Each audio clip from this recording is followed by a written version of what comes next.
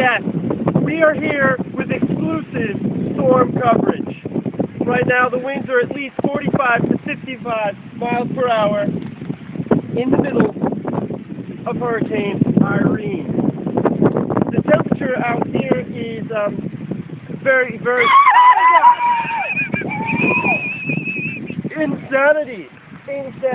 The weather is causing people. We're going crazy in the gymnasium! The people here are going crazy. In the studio it must be nice and warm. There are no people out here, and it is becoming quite dangerous.